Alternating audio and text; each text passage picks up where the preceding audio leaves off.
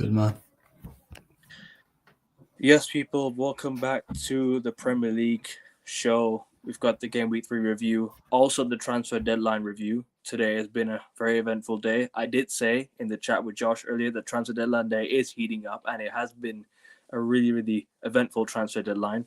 Josh, welcome back, bro. A lot of big deals happened today, man. And a lot of shocks and a lot of, upset deals, I say. A lot of deals that I kind of been upset about, but we'll get into that. Big up to you, bro.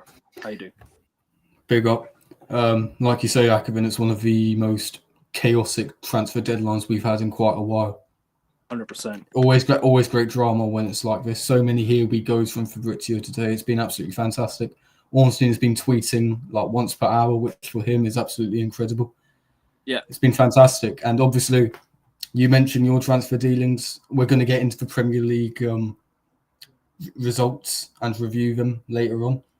Obviously, I'm not happy being an Arsenal fan. We'll get into that later. And hey, we'll keep going. Big up to you, my boss. Eric Ten Hag has been sacked once again. Poor sod. Only 2 games. How bad was it behind the scenes? Oh, I have no idea, bro. Listen, it's probably been really, really bad. But we shall get into that in a little bit. But guys, on your way in, first and foremost, hit that like button. Make sure you guys subscribe to the channel. Big up to you, AJ. Big up to you, bro. Hope you're well, my guy. Hope you're well, man. Hope you're well. But yeah, that's the real Arsenal crest right there. Right there. That's the real crest. 100%. Victoria Concordia Crescent. But yeah, transfer deadline day. Let's recap about the transfer deadline day first and foremost. We are going to talk about Arsenal, yes. We're going to talk about the game yesterday. Don't worry about it, bro. We're going to talk about the game. But I want to talk about, obviously, the deadline day first, because I think that's the most important thing we should get through. I want to know your thoughts on the deadline day as a whole, and which clubs do you think did the best business of all. Well, Akavin, I mean, I pretty much summarised my thoughts on the deadline day. I mean, it was chaotic. It was interesting. You had to keep up with a lot of stuff. I mean, I didn't even know that the Gehi deal was potentially falling through. You told me that just before we started. So things are happening all the while. Like leaks are coming out at the exact wrong time for everyone. It's been brilliant. It's been entertaining for the neutral. It's been entertaining for the average football fan. And long may it continue into the other transfer windows that we've got coming up. In terms of who's done the best business, I mean, I can't look past Man City at the minute. I mean, it was clear that James Trafford wasn't working. I mean, I was at the Brighton Man City game yesterday. He doesn't play with the confidence and the arrogance, in my opinion, to be a Manchester City player, to be a Manchester City goalkeeper. He doesn't exude the class of an Edison or a Joe Hart when he was playing. So I can understand why City are being ruthless with it. Gianluigi Donnarumma, arguably the best keeper in the world. You know, I don't like him personally, obviously being an Arsenal fan, but I won't get into that. Yeah. So my phone's going off. I think more transfer business is going on. So I think City have plugged in a major hole in their squad already. Yeah. Acted like a big club. You've been given 3 games. You haven't been good enough. You're out. That's how a big club operates. That's why Man City, I believe, will be up there by the end of the season, even though they've had a shaky start. Yeah. Who else? I mean, Liverpool. I mean, we knew the Isak and Gehi deals were a lot more progressed than Sky Sports, for example, were reporting. But at the end of the day, you can't look past it. Isak for £125 million. And Gehi, potentially, we don't know if it's fallen through yet, for £35 million because he's only got a year left on his contract. Absolutely stellar business right there. I mean, what can we say about it that we haven't already? Genuinely. So in terms of who's done the best business, Akavin, I think you've got to say Liverpool on paper. I agree with you. I think Liverpool had the best deadline day, possibly. I mean, it depends if Guehi gets over the line. But even then, signing Isak on deadline day, that was done like a couple of days ago already. But today was the official announcement. When I woke up today, I saw when I woke up before I went to sleep, actually, because I was watching the US Open in the morning, right? I saw that the Isak deal was done, and I was like, "Yo, Liverpool have finally got their deal done." But I don't know why it took so long to get Guehi done. They could have got Guehi done, but at the end of the day, that might not happen now, depending on the deals, of course, depending on the deadline day and the pay and the fax machine or whatever it was. I don't know what it was. Or Palace pulled out. Maybe Palace pulled out. We shall see. As Josh, you mentioned that. But also, I mean, I can't lie to you. I think Man United had a very eventful day because they sold a few players as well. We sold a few players. We loaned out Sancho and Anthony. We sold Anthony. Loaned out Højlund. Loaned out. Who else did we sell? Anthony, Sancho, Højlund gone. Yeah. Ethan Williams left on loan. Or Ethan Ennis. Whatever you call him, and we signed a goalkeeper. We signed Sander Lamens from Royal Antwerp. Now, don't get me wrong. What I posted on my Instagram story, is not what you guys think. I'm not disappointed in the signing. I'm happy that we got a goalkeeper, but with the options we had available, we should have gone for Emi Martinez, or we should have gone for Donnarumma when he was available. The options were right there available for us right there. You know what I'm trying to say? Yep. Emi Martinez, the one I kind of wanted. Donnarumma going to Man City, I was like, yep, let's get Martinez in right away. Martinez, let's bring him in.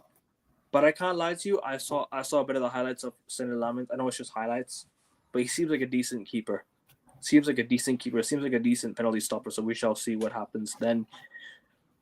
But all in all, like, eventful deadline day by a few of our clubs. I mean, Chelsea, they didn't do much. The whole Nicholas Jackson saga has been dragging on throughout today. Jackson, Bayern Munich they can still sign, no? Germany's not closing until what, 11 p.m. Yeah, I think Bayern will sign him. I mean, apparently it's up to £70 million. So they can how on earth are Chelsea doing it? So they can still sign at the end of the day. Bayern Munich. Who else is gone? Who else made some moves? Sunderland were busy. Brian Brobby, because they had to send Guiu back to Chelsea because Chelsea recalled him because Chelsea lost Liam Delap to an injury. So they recalled Mark Guiu. And they had to call, and then they tried to bring back Jackson, but Jackson said he didn't want to come back. Well, now they brought Guiu back, and then now they have what's his name again? And then now they have Sunderland have Brian Brobby now. So Chelsea have brought back their players and more. So yeah, big up Chelsea for that. Who else did? And Spurs signed Kolo Muani as well. Yes, Spurs signed Kolo Muani, and they confirmed Travis Simmons the other day. AJ, we've got him done. Don't worry about him. Don't worry about it. That's confirmed already? It hasn't been confirmed, but we've got him done. I mean, barring him failing his medical, we won't have failed the deal. I think Sky Sports last said that we've got him with a loan. We signed him on loan with an option for £45 million after the loan is expired. So for me, brilliant business as well. That should be confirmed within the next day or two. Strasbourg's have signed Encisa? Chelsea. Ben Chilwell from Chelsea. İlkay Gündoğan's going to Galatasaray. The Turkish window is not closing until another week, so they still got a lot of time. So hopefully by India or Onana head to Turkey, if possible. Nicolo Zaniolo has gone to Udinese on loan from Galatasaray. Pavard's going to Marseille from Inter. Guehi's is he gonna go to Liverpool? We shall see. I don't know if that's confirmed. If that's deal. About the Guehi deal, Oliver Glasner after after Crystal Palace beat Villa 3-0 at Villa Park last night. He was talking in the press conference about how Crystal Palace can't let Guehi go because they haven't got a replacement in. So maybe that's had a hand in something. I saw something earlier today. Liverpool rejected the chance for Joe Gomez to go out on loan to AC Milan. So I feel like Liverpool have already been preparing in the event that they don't get Guehi done. And it doesn't look like they will get Gehi done this window at the minute. I mean, at the end of the day, we don't know, but at the moment, it doesn't seem too promising. I think it's a dead certainty now that he's going to be signing a pre-contract in January with the Scousers. And at the end of the day, what a signing that is. As good as Van Dijk and Konate are, they are getting old. So, perfect replacement.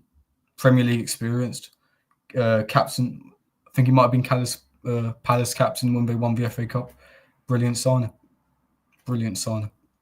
And Even if they don't get it done this window. And Erik ten Hag got sacked at Bayern Munich as well. Fucking Bayern Munich. Oh, bro, sorry about that. I'm a Leverkusen.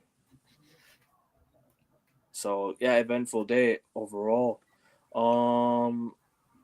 But that's all really I can talk about the transfer window. I don't know if you want to say anything else about it. No, I mean I mentioned Kolo Muani to Spurs. I think Chelsea, their day has largely consisted of Nicholas Jackson. Originally he was getting called back, and then they ended up recalling Guihu instead from Sunderland. Yeah. So they let Jackson go to Bayern Munich. I think they've also signed what's his name? This player from Leicester City. I can't remember what his name is. Quite a fancy one. I've got an Englishman's tongue, so I can't pronounce it, let alone remember it. So, what was the name again that you're going to pronounce? No, I can't remember his name. I think he's from Brighton, though. Brighton player. Don't know. The one that Chelsea signed. Yeah, I think they're going to confirm him sometime soon. Buonanotte. Yeah, that's it. Buonanotte. So yeah. So Chelsea signed. Not much else to report, to be fair. I mean, Liverpool are busy. Yeah. City have got the best keeper in the world, arguably. Thoughts on the goalkeeper that United got? I want to know your thoughts. Oh, and Reece Nelson to Brentford as well. Good point, yeah. Oh, no, and Sambi Lokonga to Hamburg in Germany for £2.5 million. I mean, we can't sell, but at least we got a fee for him. Okay. And Liverpool weren't able to sign Mark Guehi, so they ended up keeping Joe Gomez from AC Milan. That's what it looks like at the minute. That's really about it. Big up to you, bro. Big up to you. Lumen and his 10 accounts. We don't speak about that. Milan are making some signings. Jackson going to Bayern Munich.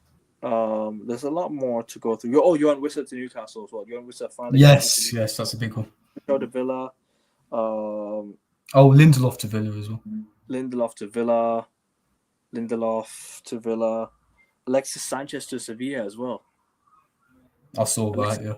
Yeah, on a 1-year contract. Lois Openda to Juventus. Gigi Donnarumma to Man City. That's a really good sign. I'm gutted that Man City got him, bro. Honestly, that's a sign that I wanted my club to go in for. Yeah, but Akevin, Donnarumma isn't exactly famed for passing out from the back. I don't know. Will he be the perfect City fit? We'll have to wait and see. The one thing I need is a good shot stopper, bro. To be honest. And yeah, true, you are right about passing off from the back because Pep has this weird system, isn't he? That you have to pass off from the back. Well, we say it's weird. It's won him 6 Premier Leagues in 7 years. Has to have worked. No, that is true. But in terms of right now, I don't see it being that system. You know what I mean? Like, because Pep's made mistakes in recent games, and we're going to get into that City Brighton game as well, by the way. But first and foremost, we do have to talk about the first game of the weekend. Not the first game of the weekend. Sorry, the first game. The first game of the week that we talked about was Liverpool Arsenal. Sorry, I had a bit of a brain fart there. Liverpool Arsenal. Take it away, Joe. Actually, hold on. Let me get to this comment real quick. A big United fan, I went back to watch a UCL game featuring Lemons, and his verdict was he's nothing special. But then when I said I wanted Gianluigi Donnarumma, they said apparently all the wages are too high. It's not your fucking money, mate. Yeah, it's not your money. Stop pocket watching for these Glazers and stop worrying about how much money these fucking Glazers make. They're worth 25 billion. Nobody cares. Yeah, nobody cares about nobody cares about how much these guys spend money. Spend money. Spend money. If it means helping the football club, spend money. You know what I mean? I don't understand these people who are always pocket watching for these Glazers. I don't get it. It really doesn't make sense to me, bro. It never has made sense to me in the first place. But sorry, Josh. Liverpool, Arsenal. Take it away, bro. Oh. I mean, Akvin, you're lucky you're not monetized. Because, I'm sorry if anyone gets offended by my swearing, but seriously, it's going to be fucking difficult reviewing this. Right, to put it into context, I was at the Brighton Man City game. Brighton won 2-1, which we'll get into later. I was very happy. Everyone around me was so happy. I'm in the concourse, helping fans get their way out of the stadium. I see that Brighton have put Sky Sports on their TV, Liverpool versus Arsenal, and Arsenal's lineup is being shown. I see Raya in goal, obviously. Calafiori, Gabriel, Saliba, Timber. Perfect. Worked so far. And then I see Marino in the midfield with Rice and Zubimendi. And I'm thinking, what the fuck is going on here? And that was my honest, genuine, knee-jerk reaction.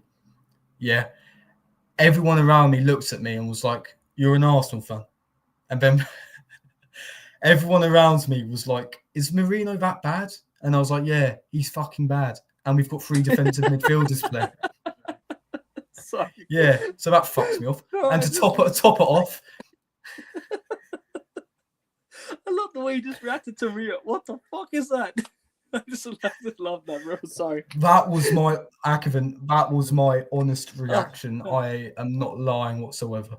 I saw a midfield three of Rice, Zubimendi, and Marino, and I immediately clocked what this manager's thought process was. There's no intention to win the game. The intention was to draw 0-0, and at the very, very best, nick a goal from a set piece. Lo and behold, that's exactly how we played. Now, I watched the first half of the game. I didn't bother with the second because I knew what was coming. And I also had to catch a train and whatnot, which ended up getting delayed by about 2 hours, by the way. So did you end up watching the whole game? Did you end up watching the whole game? Yeah, I watched the first half. I thought we played quite well. All that containment bullshit. But at the end of the day, you can tell what the manager's mindset was. It was get out of there with a 0-0. We were discussing the 0-0 against Manchester City in March 2024, weren't we? And we were debating the game in hand stuff. Yeah, Arteta was dying. Arteta all summer was preparing for that game at Anfield in the hope that we hold out for a 0-0 draw. That's embarrassing. Why are you really embarrassing? Why are you 4 centre backs technically? I mean, we've done that for the last 2-3 years. Obviously, that's not going to change. Why the hell are you starting 3 defensive midfielders? I understand it's Anfield. I understand your caution first. But at the end of the day, you've got to go for it. We had the better of the first half. We had the better chances in the first half. Liverpool were there for the taking in that first half. But we had Wanyeri on the bench. We had Eze on the bench. We had Max Dowman on the bench, albeit he would never have started. Who else did we have on the bench? We had Odegaard on the bench. If Odegaard's fit enough to go on the bench, he's fit enough to start, okay? At the very least, come on at half-time. Because we needed some creativity at half-time. Fucking Martinelli, man. Did you see that bit where he ran full half length of the pitch? He ran all the way. He ran the ball all the way out of bounds. Genuinely. Crazy. Gyökeres was right there for the through ball, man. People having a go at Gyökeres. What the fuck is he meant to do when he's getting no service whatsoever? It's just you're self-harming yourself at that stage. Why are you signing him if you're not playing to his strengths? Gyökeres isn't a striker that plays with his back to goal. He's not fucking Kai Havertz. He's not Gabriel Jesus. You fucking get him in behind. You allow him to do his amazing little dribbles into the box and whatnot. That's what we were supposed to sign him for. That's how his goals came about at Sporting Lisbon and Coventry. Why are you not adapting your game to his strengths? Why not, Akevin? And listen, I heard Liverpool were getting the momentum. I mean, I don't know why Eze never started. Anyway, I have no idea why he didn't start. Albeit, okay, he hasn't played since the opening day for Crystal Palace. But still, bring him on at half-time.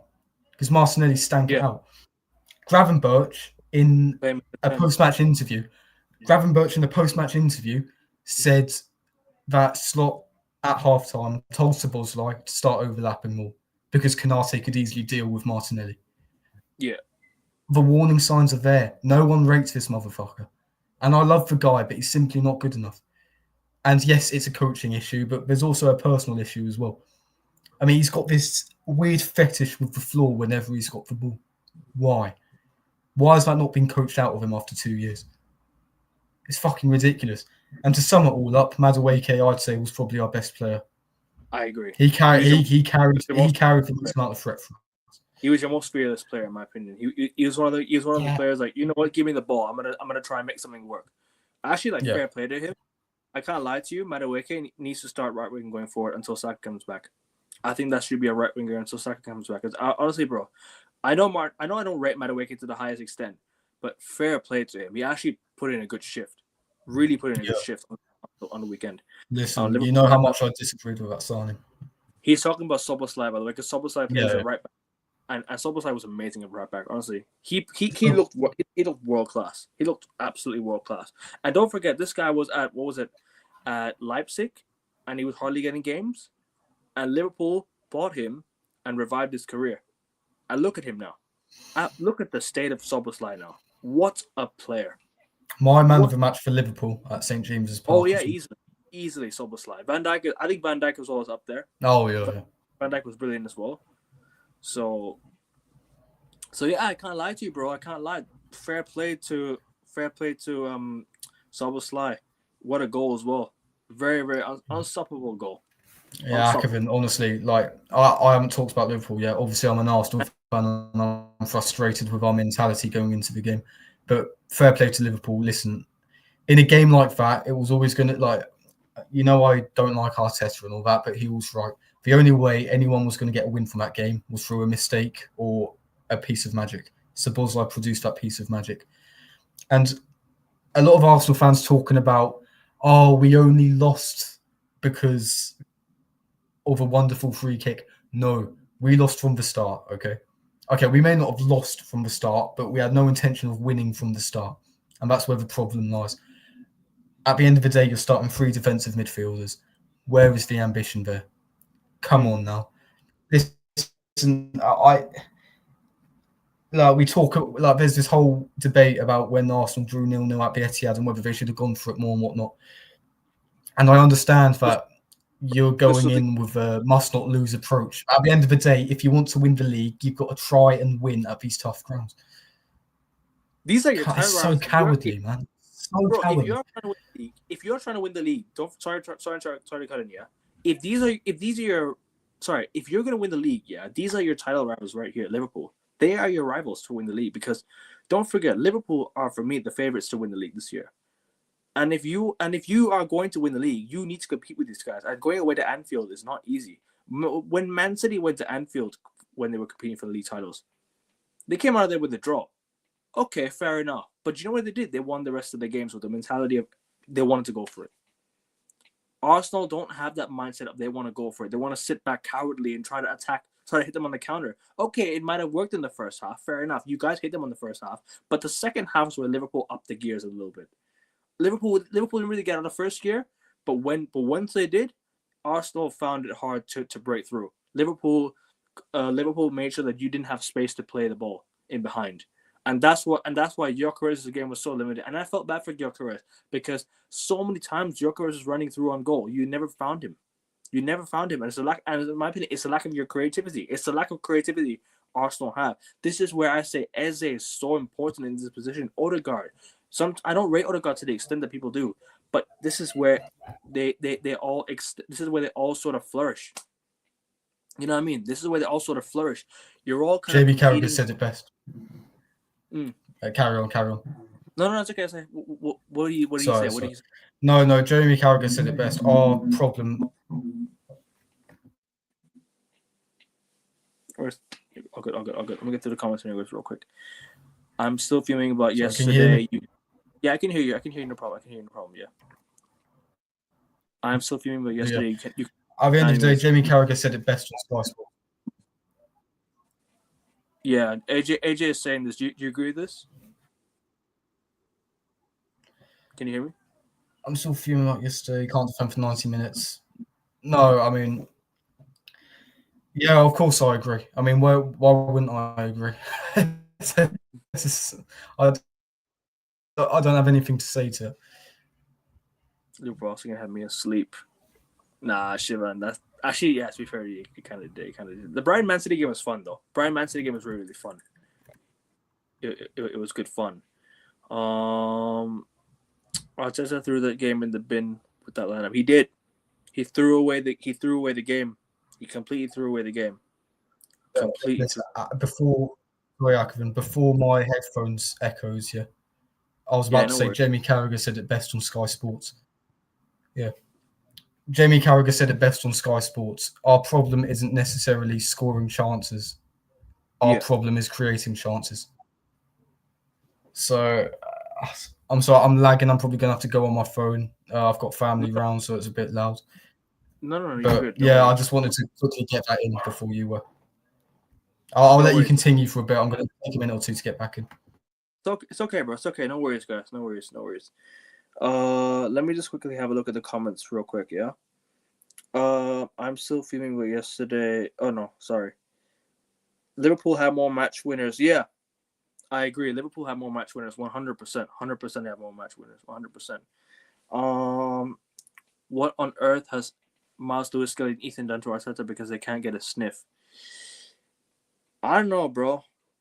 Honestly, I'll let Josh answer that when he comes back. David Raya should have saved that. I'm sorry, not good enough. I think that's a bit harsh on David Raya, to be fair. It was a really nice goal. It was very unstoppable, to be fair. It was very unstoppable. You can't really stop that goal. It's hard to say that. You're not going to win the league hoping for a draw at Anfield. I agree. I will wholeheartedly agree with you, bro. Wholeheartedly agree with you. You have to go win away your title rivals, and hence why you won't win the league. We used to go to grounds we don't expect to win at and get wins. Yes, we lost to Stamford Bridge back then, but we always found a way. We always tried to find a way. You know what I'm trying to say? We always tried to find a way to win or get at least a point. So yeah. I wanted to bring this question up as well for you. Yeah. I apologize, lads, about my computer is fucking shit. Don't apologize, bro. I completely understand, man. It happens. What on earth is Miles Lewis and Ethan done to Arteta because they can't get a sniff? There you go. Honestly, see, this is one of my weird. I don't know. Listen, I understand what AJ means. I mean, to an extent, he doesn't trust those kids, and I don't know why. I don't know why you wouldn't start Lewis Skelly ahead of Marino, because he offers more in attack and he's also pretty good defensively. He can do everything Marino can do in midfield and a lot better, in my opinion. Sorry for the motorbike as well. There's a lot of stuff going on around me. Don't worry. Don't worry about it. One thing that baffled me, the substitutes.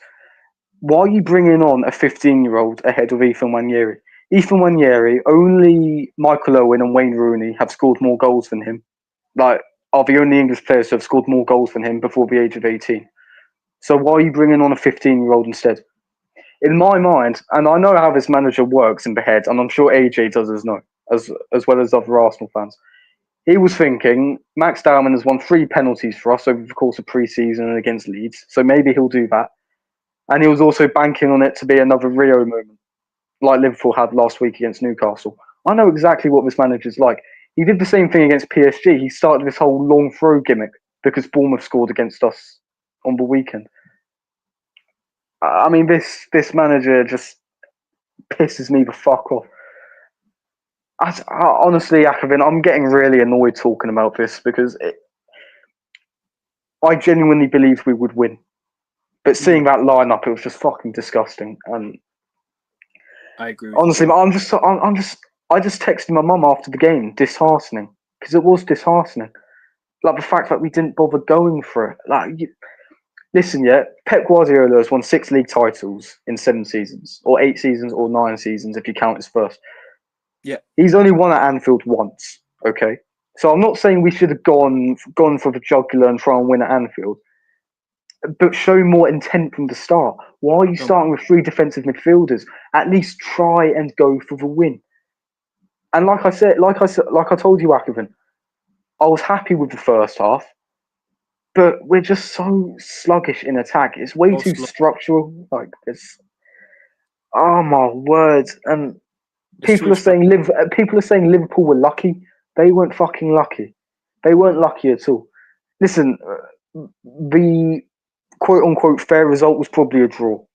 But Liverpool, they had that moment of magic. They took it, and that's why they're champions. Because when it matters most, they can fucking dig in and get a result. It's no coincidence that they have won with late goals in their first 3 games. Because they have the character and they have the mentality. They never give up. And at the end of the day, that's why they were crowned champions in May. And that's why it looks like they're the favourites to be champions come May 2026. Seriously. I hear it. Pathetic. David Raya could have saved that. I disagree with that, Okay. bro. That's hard. That was a good goal, to be fair. It was hard. It's a very hard save. Listen to Joe Hart on Match of the Day because I think he explains it quite well. Raya couldn't have done much more. He couldn't have done much more whatsoever. I mean, at the end of the day, it's a world-class free kick. So, I don't know. I'm sorry, Akabin. It just pisses me off talking about this because Don't worry about it. I don't want to disrespect Liverpool, disrespect going to Anfield and whatnot. And I don't want to say they were there for the taking, but in the first half they were there for the fucking taking. No, they were. But we started with 3 defensive midfielders. You're not gonna win the league if you're so afraid to lose against every tough ground you go to. You know, it's just you're never gonna do it, man. Never. And that's why I was so insistent that we're not gonna fucking win anything. Because we're not going to under this manager, and I'm sorry. And feel free to disagree with me in chat. I agree with you. Honestly, man. I 100% agree with you, bro. I really, really do. Saliba got injured. Mentality. Still played to get serious injured. Bad. Bro, I can't believe it.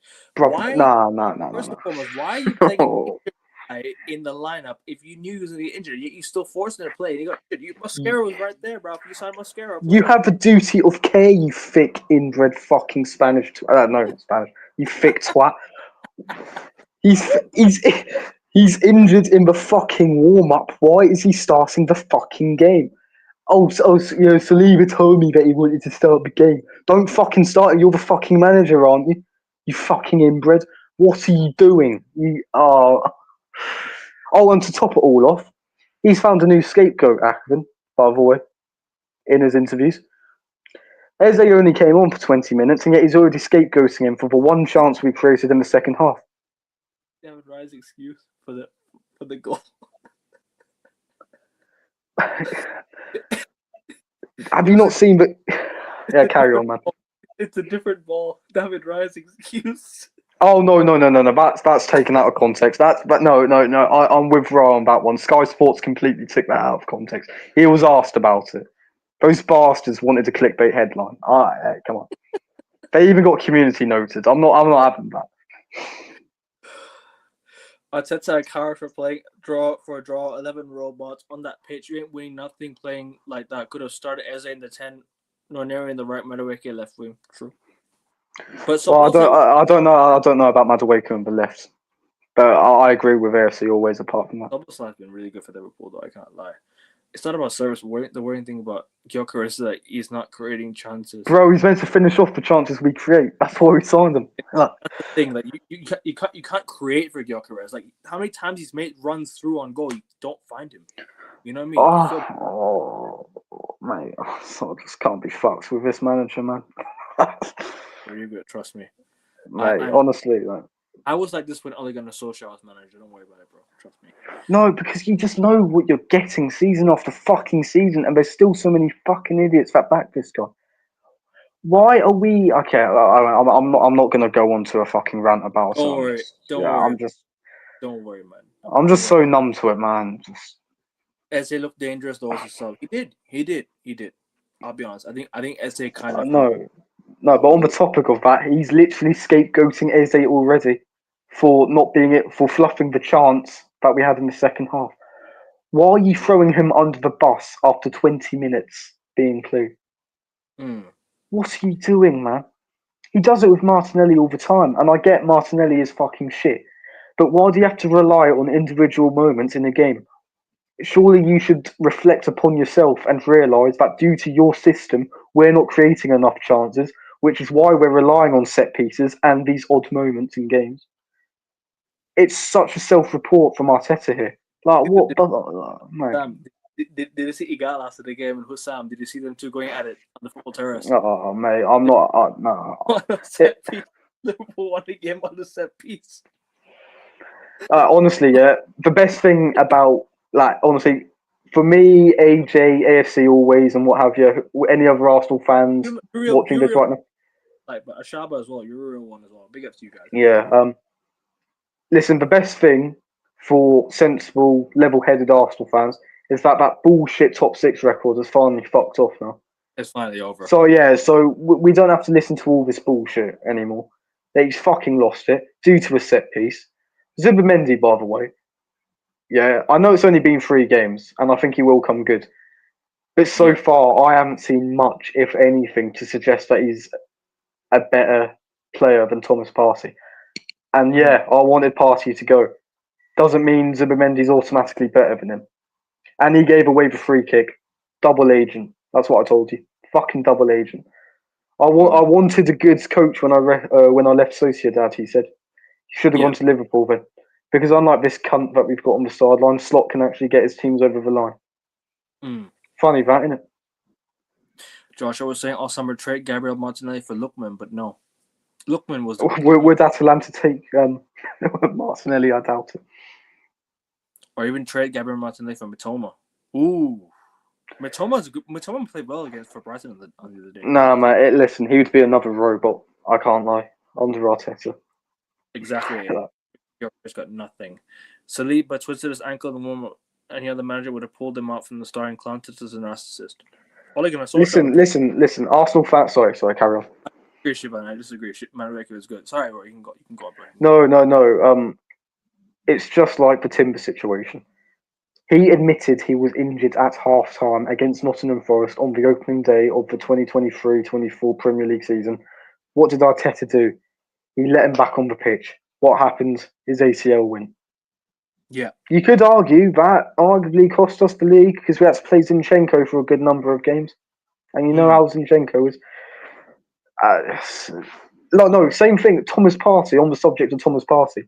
His first season, when we were down in 15th around Christmas time, we played Spurs. Thomas Partey, I think he pulled his hamstring, but Spurs won the counter attack, so Arteta forced Partey back on the pitch.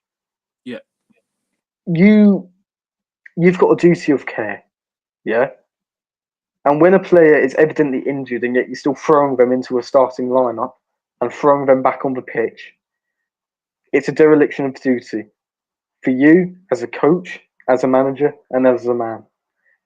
Because you are completely neglecting the health of your own players.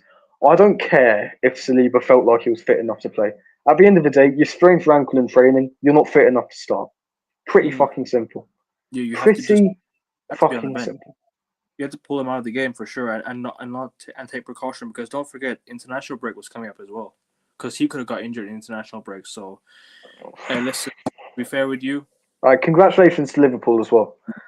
I mean, it was a shit game, but Liverpool got on top of it in the second half, and eventually they found a winner that they Liverpool didn't play amazing, kind of deserved.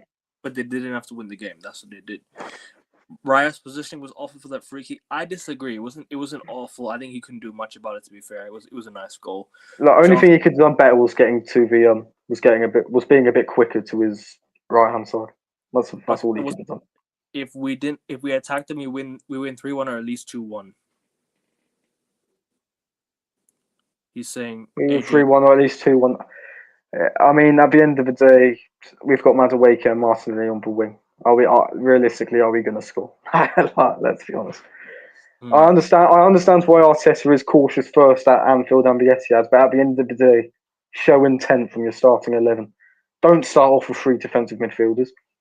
And people say we're the best defensively in Europe. We may be the best defensively in Europe, but I would expect that if we've spent north of £500 million on goalkeepers, defenders, and defensive midfielders. We're nothing playing like that. Yeah, you won't. We won't. Listen, it's good. I kept saying this throughout the summer, Akavin, on this channel. It's going to be another trophy this season, and I hate the fact that I feel that way. But at the end of the day, I think it is. You meant throw away cups for absolutely Second nothing. place. We tear Saka's hamstrings apart for second place. Yeah, okay. Well done. Well done, lad. Pounds, 1.7 billion spent, 41 different players bought for what? For you to finish second year in year out and then win nothing. That's the story of Mikel Arteta at Arsenal. To be fair, The quintessential nearly man. I have no doubt that with this squad and a serial winner in charge, with the right mentality over the course of the season, we can get over the line and win major trophies. Not with this guy. Why on earth have the Arsenal board decided to back him of all managers with this amount of money when he's got no proven track record? His trophy cabinet consists of one COVID FA Cup, one COVID community shield, and another community shield because we bottled a 93% lead in the league. That's mad. We were only in there because we finished second in 2023. No. So Akevin, it's so pathetic, man. Save me. Nah, bro. I trust me. I understand your frustration completely, bro. Straight from kickoff, Rice at a rugby kick 40 yards. We actually had to win yesterday because we definitely will win game week 30 when they come to the Emirates. I think you'll beat them at Emirates. Actually, I think you'll beat them at the Emirates. I think for them to go to Emirates, it'll be tough. Emirates is for you. Home are tough. You guys at home are very, very tough to beat, especially when the big six clubs come to this. Yeah, unless West Ham turn up. But I mean, at the end of it, we're dealing with hypotheticals there. We don't know how the season's going to pan out. I wouldn't be surprised if we beat Liverpool at home, but I don't think it will amount to anything. And I hate to be a Debbie Downer, but from what I've seen from this manager over the last 5 years, he's not good enough. Not good enough to get over the line. Thank you for getting us to compete, but ultimately, you're not good enough to get over that final hurdle. There's not enough match winners in this team. You do have match winners in your team. You have Gyökeres, you have Saka, you have aside from injuries, obviously, Saka, you have Odegaard, you have Declan Rice who can get you a winner. You have Gyökeres who can get you a winner. Eze who can get you a winner. You have winners, but your manager's not utilizing them properly, bro. You do have winners, but it's the utilization of these guys. You know what I mean? MLS save him how means times last season. That's why I don't get it. Oh, Miles Lewis Skelly. Sorry. Miles Lewis Skelly saved him how he means times. Yeah. He saved him many times last season, bro. Kirk has sent him back to school. Second half, yeah. First half, I think Madueke had the better of him. The corner threat was gone from the right side, and Rice was taking many corners to the point where his efficiency drops through the same. That's another thing. Like we place so much emphasis on set pieces. We always have the left footer on the left hand side and Declan Rice who's the right footer on the right. Like, wouldn't it hurt to just try Madueke from the left side? I mean, at the end of the day, how often do Arsenal score from outswinging corners? Not very often, if at all. So I don't know why Arteta, the fucking genius, thought that it would work at Anfield. I don't know. Big up to you, AJ. Big up to you, bro. Let me go have a look at any other comments. Yeah, I'm sorry, Akevin. I'm just so pissed off because I'm not saying we should have won, but we had a really good chance of winning, and it's just so disheartening, man. Don't apologize, bro. For real, don't apologize, man. Honestly, gents, honestly, on the point, I'm glad Arsenal ladies this season start the weekend so I can get back to playing football and actually attacking football. Facts. Champions League winners. You might as well go applaud them as well, bro. Big up to you guys for the likes. Make sure you guys hit the like button on your way in and sub. We're one sub away from 425, guys. One more sub away from 425. 6 more away from 430. If you guys keep on subbing, that'd be fantastic. Szoboszlai scored a lot of free kicks, but he's a baller though. Szoboszlai. I don't know why he was never played a lot at Leipzig. And look at that Liverpool. Look at him now at Liverpool. A manager like Klopp and Slot to help revive you. Brilliant. Only to turn your career around. Big up to you, man. Trade Odegaard for Morgan Rogers or Morgan Gibbs White, please. Morgan Rogers. Morgan Rogers would be a transformer in that team. He would be a transformer in that Arsenal team. Then you could play as an Well, you say about Akerman, but under this manager, once his neglectful, terroristic ideas seep into Morgan Rogers, is he going to be the same player that we've seen at Villa? And he blames everyone except for himself as well. That's the point I was making earlier. He doesn't hold himself accountable. That's the thing. Akerman, like, please tell me you agree with me on this, so I don't feel like I'm going mad. If you have to point out individual moments in games, chances are you aren't creating enough. Because why are you relying on individual moments in games to help you win? Like, look at your structure, man. Look at yourself. Look at your coaching. It's not fucking good enough to win like trophies, man. No. I can go back to the Real Madrid game last year, and I don't want to bring it up, but if Declan Rice doesn't score those 2 free kicks, this is a different game. Because don't forget, those were moments as well. And Real Madrid, right? They had chances in the first half to score 2 goals. They missed those chances. So it could have easily been a different game if it wasn't for moments. And if those 2 goals don't go in, Mikel Merino doesn't score his third because the momentum doesn't shift to your way. Then all of a sudden the mentality goes to Real Madrid, and then it's a different ball game now. And then you go back to the Bernabeu, not being up 3-0, you wouldn't have won that game 2-1. It's a different game. Then you're relying on moments to win your games, bro. And this is what the manager does. He has so many good players. He's not utilizing them to their strengths. He's always trying to play. He's just trying to play coward football, trying to play defensive, weak-minded football.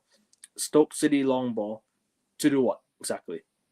You're wasting.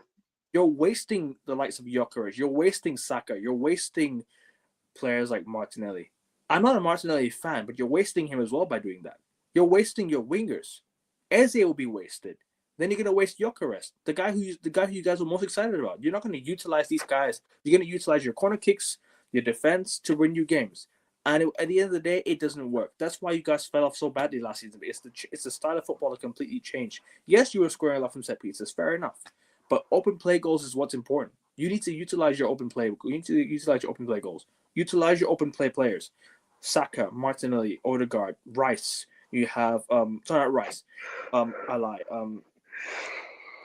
Eze. Now you have Gyökeres. And once Ranieri comes back, utilize him as well. You utilize him. You utilize the players you bought in the summer to win you games, not set pieces. Otherwise, it ain't gonna get you far. Listen, Akerman, this manager drop points. Too many drop points last season. Sorry, bro. Go on. It's true. This manager is focused and is hell bent on the margins of games. The natural swing of things, margins are going to go against you more often than they go in your favour. So it's no coincidence that we're trophless in 5 years. It's no coincidence that we missed out on the title by 2 points. It's no coincidence that we let an 8-point lead slip, and despite leading for 93% of the way, we let that slip as well. It's no surprise that individual moments, individual missed chances cost us against PSG in the Champions League semi-finals last year.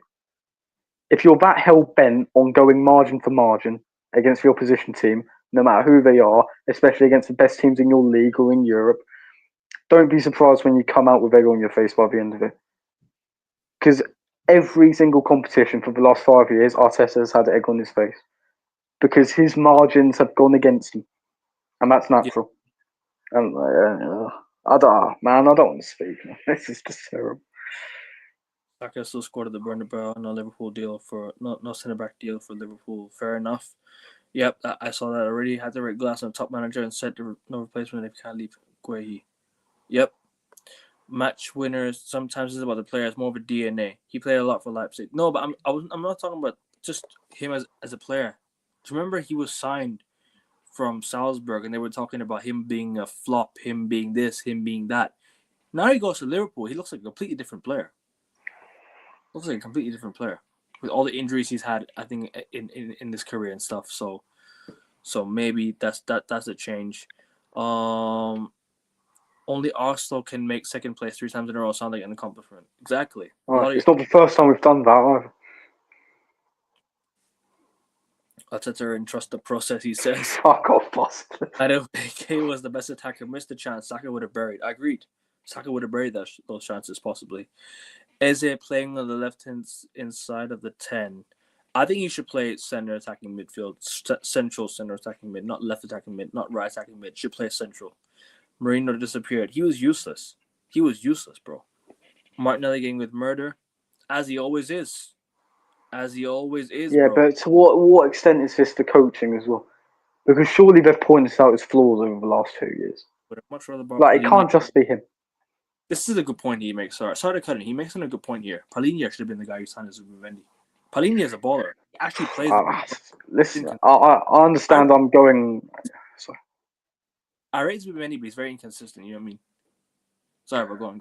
I suppose so. Yeah. I mean, at the end of the day, like all in all, I'm ranting and I'm angry and I'm frustrated and I'm disheartened. But it is game week 3. I'm not going to make listen. I've been so consistent about the fact that we're not going to win anything this year, which is why I'm saying it again. Wait, what? In terms of talking about Zubimendi, Don't tell me. in terms of talking about like whether Man City are finished and whatnot, I'm not going to go down that road because it is only game week 3. Even though I don't think we're going to win anything, it is only game week 3. So I'll give Zubimendi time, but he has had a rough start so far. Then again, his first away games have been Old Trafford and Anfield. He's much more of a possession player than those games would have allowed us to have possession in. So I'll give him a bit more time. Don't tell me this is true. That you haven't scored 3 since Luton. No, we haven't conceded 3. Oh, conceded 3. Sorry. My bad. Bro, we beat Leeds 5-0 last week. The Cronkies are the main issue for allowing this to happen. Allowing this to continue. Arteta's a yes man. That's why we won't get managers like Simeone, Flick, Zidane, etc. Because they won't be a yes man for the Cronkies. 100%. Listen, it's 50-50 for me because at the end of the day, I feel the mentality for any club stems from the owners first and foremost. Look at Abramovich at Chelsea. Look at Sheikh Mansour at Man City. Yeah. But a large emphasis on it is on the manager as well. At the end of the day, the Kroenkes might not have the mentality to win things, but they've backed Arteta with the money to go and win things. Arteta hasn't done that. So I feel like the mentality is 50-50 between those two. It's not good enough from either of them. But the Kroenkes, as much as I give them shit, as much as I don't think they're good enough owners, they have backed Arteta. And Arteta's failed to deliver. So yeah, he has failed to deliver. And if he doesn't deliver, he's got to go. It's pretty simple. He has to go anyway. I understand.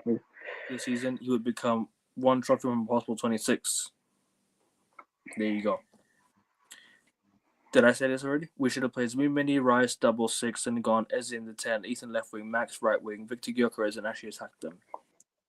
Dalman wouldn't have started the game, to be fair. No, he never would have started. But I understand AJ's point. Ethan left wing, I don't know if he's ever played there. So. Matt says we love Arteta. Yes, we do. I love Hammer and Boss of Blue, so we're equal on that, don't worry. If you would have won the Europa League, you'd have hated him, didn't you? Well, that's 50-50 because, I mean, that would have meant Spurs lost the trophy. Yeah. So. I think I forgot to bring the question up here. Josh, who would you want when Arteta gets sacked? Because for me, he wants Luis Enrique Hansi Flick. AJ, you've taken the words out of my mouth. I feel give this squad to Luis Enrique, Hansi Flick, even Julian Nagelsmann, and I think they'll deliver. That's what I think. I think even Antonio Conte, I think he'd managed to win us the league. And that may be a bit, going for Antonio Conte, he's already been at Chelsea and Spurs. It's a bit like shagging a girl that your two brothers have already shagged. You shouldn't really go that way. But at the end of the day, he's a winner. So don't be fooled by the owners giving Arteta all this money. It's the club's money. Kroenkes have only put in over 2.5 million out of their own back pocket. Could be true. Could be true. To be fair, that's probably a good point because I think only Manchester United have generated more revenue than Arsenal last season, which is why Arsenal and Manchester United will never be troubled by PSR. No, genuinely, I think I saw this. I can't remember what website it was. I can't remember what database it was. But Arsenal were the 4th most profitable team last year, only behind Barca, Madrid, and Manchester United, and that's including PSG and Liverpool in there. However, like whether that's true or not, I don't know. But it's a well-known fact that Arsenal generate a lot of money. In the 22-23 season, we contributed about £700 million in the UK government. Like this club has fucking motion, yeah. And I'm not trying to big us up or anything. I mean, I want to big us up because it's the club I support. But at the end of the day, we've got a massive fan base. We've got massive revenue money coming in each and every season, thanks to the Champions League and challenging for the league and whatnot. So we are going to be good in terms of our PSR regulations, and we are going to be able to spend a lot of money each summer.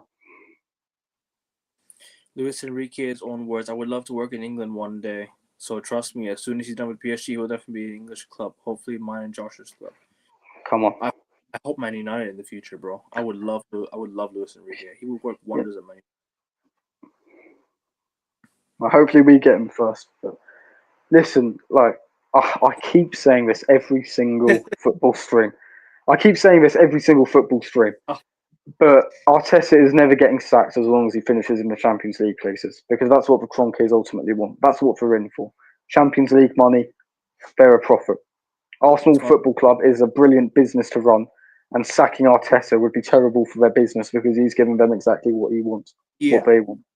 So I keep saying that, Akron, but it just rings true in my opinion. I hear you, bro.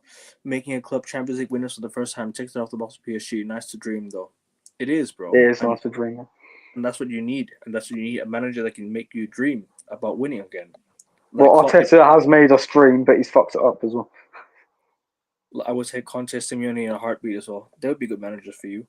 Southgate would do wonders for Arsenal. Would he? Do you think would he? No, I don't think so. He's another nearly man. Nah, but we can't really judge a player off the ball as more so on the ball, because when you play football, This is it. At Old Trafford and at Anfield, he made good runs. He was never found. Whether by Saka, Martinelli, Madueke, Erdegaard, even Eze, they didn't find him. It's a system thing, I think. And I'm going to back Gyökeres until my last breath. Or until he leaves Arsenal. Take care, broski. Take care. Ever since the Kroenkes have had full control of the club's been finished. We had never won a league under the title under these owners. There you go. We haven't won a league title since I was born. Ownership needs to be serious in order for you to win again. Someone that actually goes to the Arsenal ladies games, Champions League win opens. Josh Arthur, we need another women's trophy, and Arsenal to win nothing. Do you want the manager of the women's team? He's trying to say. I think he's trying to imply. Rennie Seglers, get her in. You're right, bro. It's not enough, but it should still be something. No, that's my point. Arteta's made us dream, and he's fucked it up.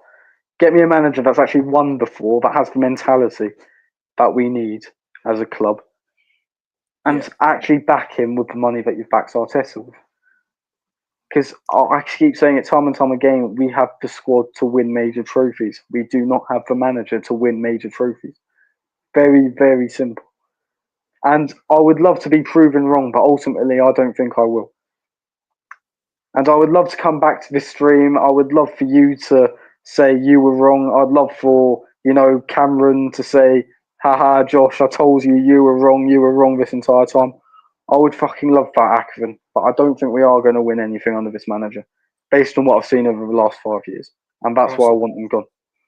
David Dean left. I agree with this. David Dean was the man for you guys, wasn't he? David Dean was your... Akron, we haven't been the same club since Patrick Vieira left. Actually, no, that's too harsh. We haven't been the same club since we left Highbury. That's a big all and end all of it. The last time Arsenal won a league title, I had hair. Bro, how old are you? Hey, check this out. This is what Arsenal are doing to me now. I mean, look at that. This is why I wear a cap every stream. It's terrible, man. Ten Hag would win you trophies, but he's shit. Fuck off. No, I understand, we need to win trophies no matter what they are. And I would love a Carabao Cup. I would love an FA Cup. 100%. But yeah, Ten Hag. No, I don't want to lose 7-0 to Spurs. 7-0 is your biggest rivals. A manager that wins at the end is all that matters. No one cares about the runners-up per second. Agreed. 100%. But anyways, guys, we're going to move on to the next game, all right? We spent whole hour talking about this game, or at least a whole hour, at least somewhat a whole hour. About 45 minutes. Whereas we're gonna move on, guys. We're gonna move on. Cheers, possibly. We're gonna move on now to Brighton 2, Manchester City 1. Lads, I called it. I told you, man, it was gonna be 2-1 Brighton. I could see it from a mile away. City always go struggle away at Brighton. This was the typical Manchester City performance from back in the day. This was the typical old Manchester City performance from back in the day. Take the lead and fall apart. Not even pre-Pep, bro. Literally pre-Mancini. This was Mark Hughes' Manchester City right there. That right there was Mark Hughes' Manchester City. That's a scathing assessment. Literally, they could take the lead, and fall apart. That is crazy. Bro, how many times are you gonna let a lead slip away at Brighton? You can take the lead away at Brighton, but if you let a lead slip, it's not gonna work out for you. The fact that you lost 2-1 last year, 2-1 this year, the year before you lost 1-0. No, they won 4-0. That was the title running. Right. But even then, bro, going away to Brighton is not easy for these guys. Not easy for these guys at all. Not easy. And you have to do a lot to win at Brighton because these guys play good football. Josh can tell you firsthand because he was at the game, and I'll let you take it away, bro. Because obviously the Mitoma winner was just is a prime example of how Manchester City have been playing. Threw everyone forward. Brighton hit you on the counter to punish you. Don't take the chances. You punished. Brighton, I can't lie to you. They could have won by 2 or 3-1, 3 or 4-1 even. Brighton were that good in the second half. They could have won by a lot more. And James Milner scoring against his old club in the Johnson celebration. Big up to him. Big up to him. But Josh, obviously you were at the game. Take it away. Yeah. Obviously, it wasn't Mitoma who scored the win. I think it was Gruder. Correct me if I'm wrong. The only goal I got to see, Akavin will know, is the Milner penalty. So yeah, kind of unlucky there. Ultimately, listen, I was talking about this is only game week 3. I predicted Manchester City to be champions. Now that looks foolish now. But don't forget, Manchester United 07-08 started with 2 points from 3 games. So I think it is a bit too early to go on the anti-Manchester City train just yet. At the end of the day, they've signed arguably the best goalkeeper in the world since then. So that's going to make a big difference. Whether or not he can play out from the back at the end of the day is a world-class goalkeeper, and that's going to win them points. But I feel there is an element of the fear factor being lost from the City perspective. I feel like teams don't fear City like they used to only 2 seasons ago. Big up to you. Big up to you, man. 48 years old, seen a lot in your life, man. You can only be blessed and never take it for granted, man. And don't let these little idiots control your opinions. Let them say otherwise. Let them make you say otherwise. Big up to you, bro. Just keep it said as it is always, man. Keep it real and say it as it is, man. I know you've seen a lot. And I know you've seen your team, and I know you want to demand your team. Don't let little idiots online control your opinions, bro. For real. Big up to you. You saw Arsenal's first League Cup. One of our 2 League Cups. Was it the last League Cup that you won? 1987 was the last League Cup that No, that was the first one we won. Our last one was in 1993. We've lost finals against Swindon, Leeds, Luton, Birmingham, Man City, Chelsea. Yeah. Crazy work. I'm ready, blood. Yes, I'm ready as well. We're going to preview the Manchester Derby with AK4 Pete. I'm going to bring him on the channel. That's going to be great viewing, guys. That'd be great, bro. That day, me and him went back and forth on Rasta stream. After the Real Madrid game, we went back and forth, bro. Yeah, possibly Rodri played. So. I know Rodri played, but he was the only one that looked like actually was actually the best player on the pitch. I can't lie to you. He was the only guy that looked like he was the one. Everyone else just looked really, really off. Reinders looked off. Mamouche looked off. Haaland looked off. Obviously, he scored. But even then, they all look like they're not the same, bro. And I can't lie to you. But sorry, bro. Continue what you're saying. No, I think Man City's fear factor has gone at the present moment. With the fact that teams aren't afraid whatsoever of getting stuck into them and whatnot. At the end of the day, Brighton were deserved winners. Fabian Herzl, fantastic tactical prowess throughout the game. He made his substitutions at the perfect time. I understand the referee was quite lenient with Man City in the first half regarding their tactical fouling, and the Brighton fans weren't very happy with that. At the end of the day, it's a fantastic 3 points for Brighton, a magnificent first win for them to get. As for Man City, it does feel like crisis corners at the minute, but at the end of the day, I know I went on a rant about Arsenal because I know what's coming. Like, you have a manager for 5 years, you more or less know how a season's going to pan out. With Pep Guardiola at your disposal, with players like Haaland and Cherky, Rangers, Foden, Doku and whatnot, they're going to be fine. And they're going to push on they're going to be in the title race, I think. It is only game week 3, as I keep saying. Man United 07-08 started with 2 points from 3 games. Man City have 3. So let's calm down with them for a bit. We started the season off with 4 points this season, same as the season we won the league in 2013 and 2008-09. I think so. Yeah, I think we lost. We won the first game, drew the second, and won the third. If I'm not mistaken, I don't remember. What season is this? Beat 8 or 9. We 08-09. You beat you drew 1-1 with Newcastle. You beat Portsmouth at Fratton Park. Then you lost at Anfield. The first 3 games. Yeah, and then you drew at Stamford Bridge. Stamford Bridge. Then 1-1 at Stamford Bridge. Man, I don't want to see that. I don't want to see that possible. Don't bring it up, bro. Don't bring it up. I think this will be Pep's last season and probably bring in company. That's a bold shout. That is a bold. Yeah, that's a good shout, Raz. Doku needs to prove on his end product. Exactly. He's very wasteful, bro. Doku is very, very wasteful. Some elite ball knowledge. Yep, of course, Josh has elite ball knowledge, bro. No. Boss of Blue, you know. I think he was on about himself. You do, mate. Don't worry. As does Akivan. But yeah, sorry, bro. Continue what you're saying about Man City. No, I just feel. I mean, at the end of the day, when you concede the lead to lose the game, mentality questions are going to get asked. But if there's any team that can pick themselves up from this, it is Manchester City. At the end of the day, I predicted them to be champions this season. A large portion of that is due to the fact that it is Pep Guardiola in charge, the greatest manager of all time.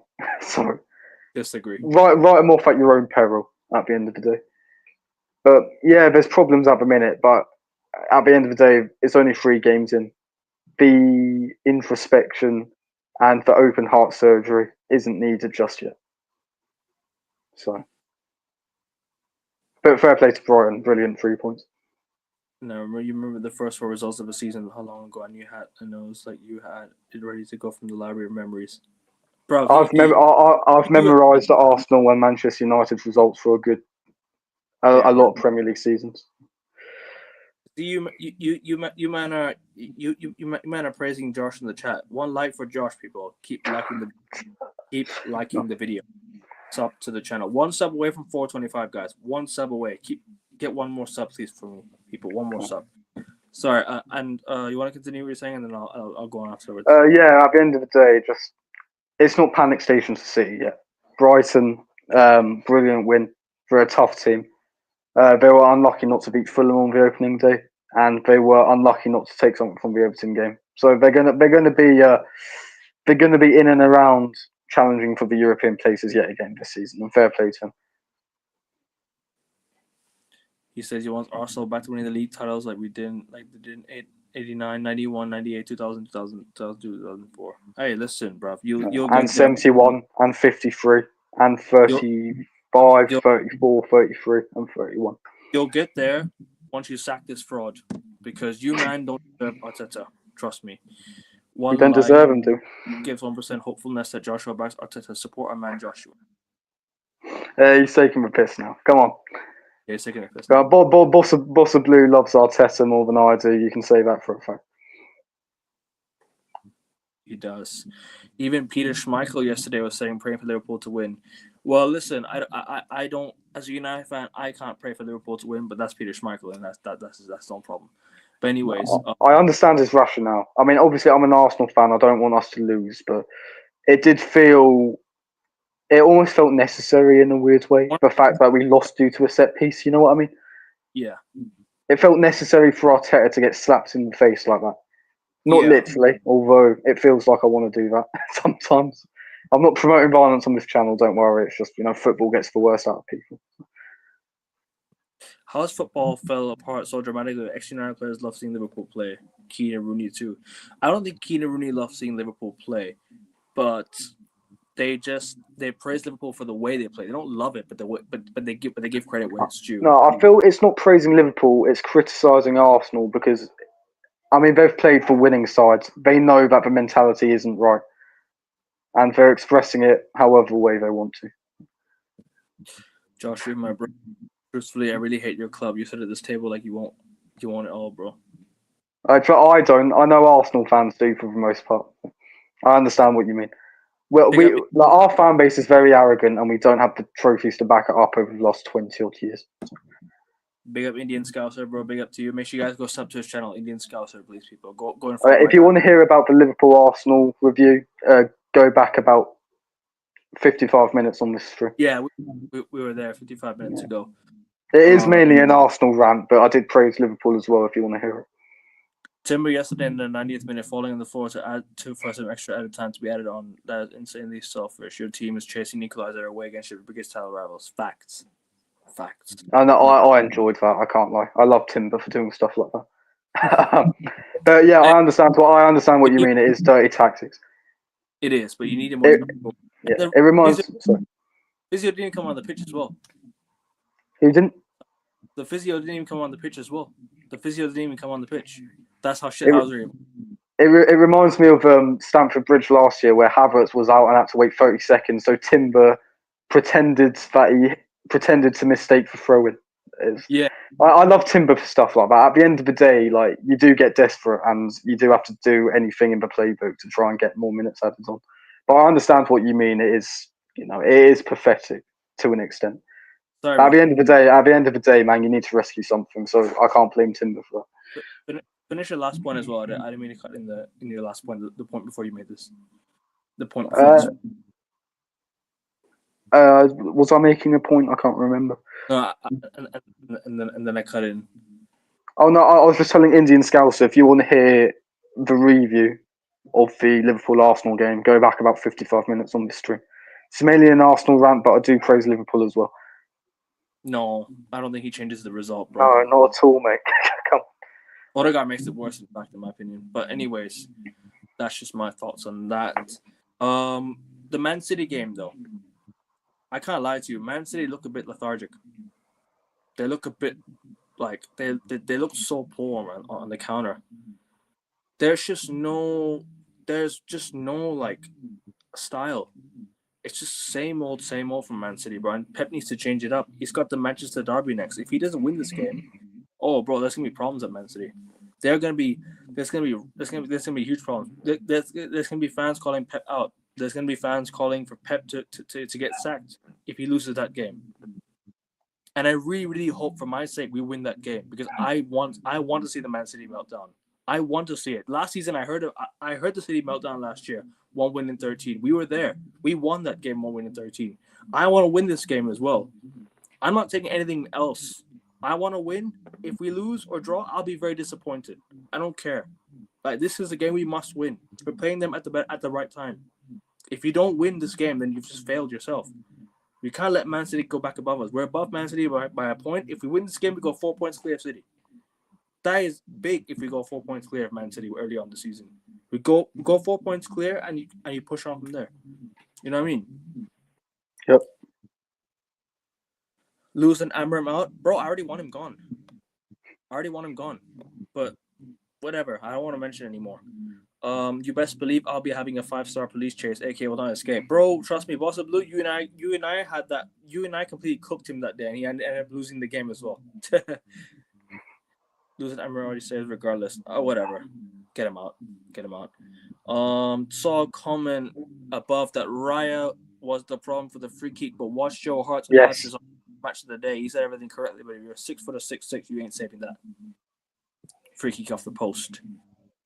Hertzler had 3 matches against Guardiola since November 2024. 2 wins, both at Amex and the draw at the Etihad. Yep. I was there for both Amex games. I was in front of the City fans, and Welbeck waved to them after full time, and they were going fucking crazy. It was brilliant. Yep. But any more thoughts on this game? Then we'll move on. No, it's just no need for open heart surgery yet for Man City and the analysis around them. Fair play to Brighton as well. Brilliant win. 4 points from their first, from a possible 9. Like I said earlier, sorry for the dog in the background. Should have held out against Fulham, conceded a 97th minute equaliser. Should have got something from the Everton game, I should say. First game at the Hill Dickinson Stadium. I think Welbeck missed a penalty. Very poor. Grealish with 2 assists. And then obviously they get the win against City today. I think it is Gruder that scored the winning goal. Yet again, if I'm wrong, do correct me in chat. But as far as I'm concerned, that is how he is the guy who scored the winner. And, Beef Jerky was injured apparently. Not Beef Jerky, sorry. Ryan Cherky, he's injured now. He's going to miss the Manchester derby. I'm sorry, that was such a Freudian slip. I can't believe I said that. So I think you're mute, mate.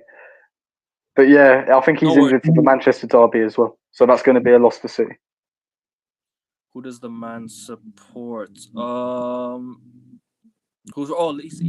random man supports Liverpool. Supports Liverpool. He said it already.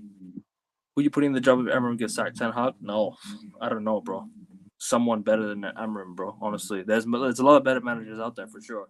Try and tempt Nagelsmann to come or something like that. You know what I mean?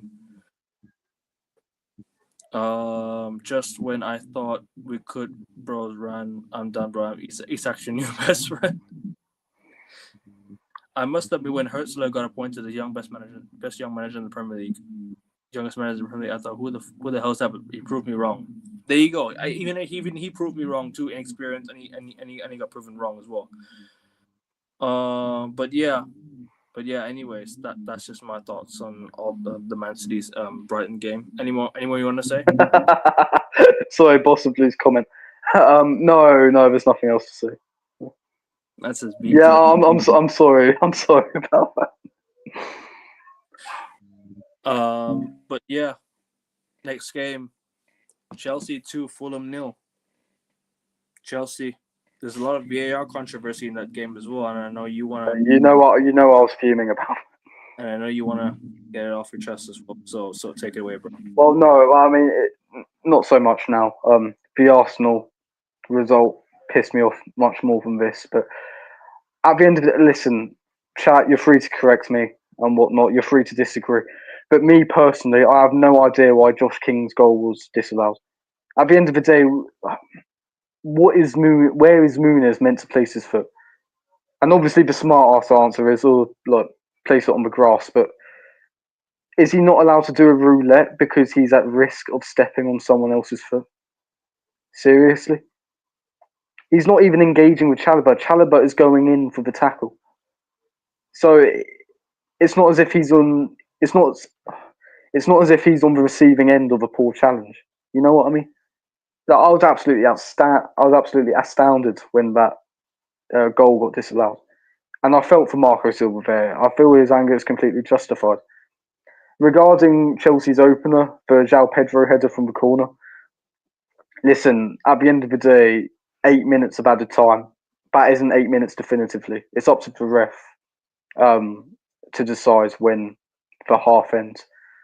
So I know he's frustrated that he's gone into the break 1-0 down, but at the end of the day, that wasn't a refereeing issue.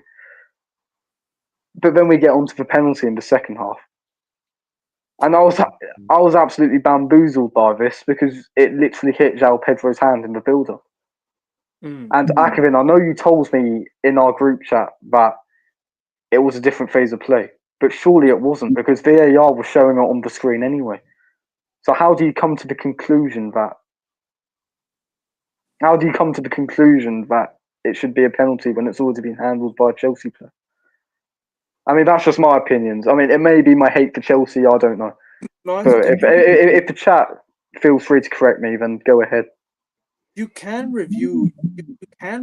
Oh, by the way, your earphones, sir. I can hear you. No worries, bro. You're good.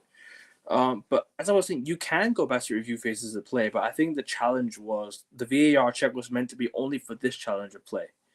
They should have gone back, but I don't think they're allowed to do that anymore if I'm not mistaken, unless there's like an offside in the build-up, or unless there's like a, unless there's like a deliberate handball. I don't think that was a deliberate handball by João Pedro, even though it did hit his hand. Yeah. I will admit that. Don't know if it was deliberate Back then, it because doesn't matter if it's deliberate; it's a handball. But and I know the same logic can be applied to the Josh King disallowed goal. I Like it's considered a foul, but it's not careless because he didn't intend to step on him whatsoever. yeah, Chalobah is the one going in for the challenge. Like Muniz, like it feels to me like football's becoming less and less of a contact sport with each season.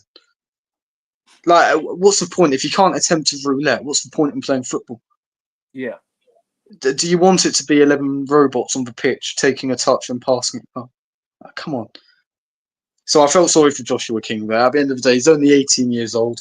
Scored a goal away to Fulham's main rivals, and they got chalked away due to a spineless ref. Absolutely spineless ref. I don't understand why referees don't stick with their original decision, even after looking at the monitor. Do they feel obligated to, do they feel like they have to because they've been sent to the monitor? Because it just smacks of poor refereeing for me. I also have a lot more respect for you as a referee if you stuck by your original decision. And obviously they don't care about my respect, but like, make yourself known. Make yourself respected like that. Like, come on. I hear you, bro. I felt it was just really harsh on Fulham that day. And Chelsea is probably an undeserved 3 points, but it is 3 points at the end of the day. And they march on 7 points from 9.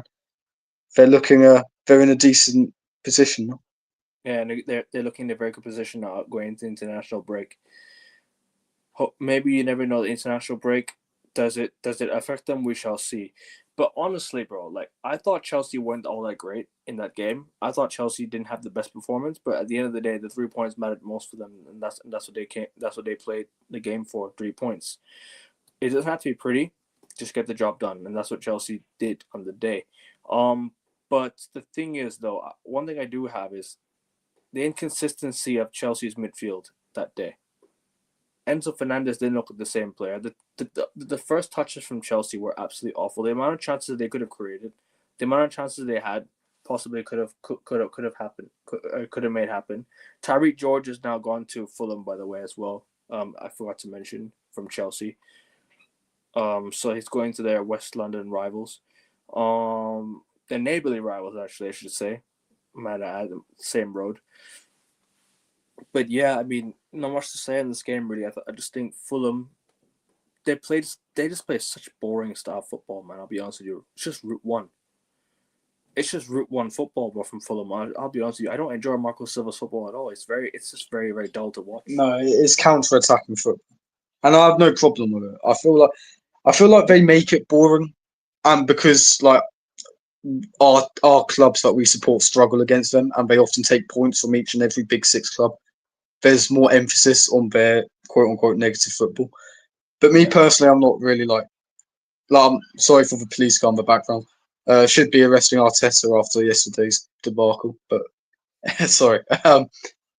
So I completely lost my point there. What was I saying?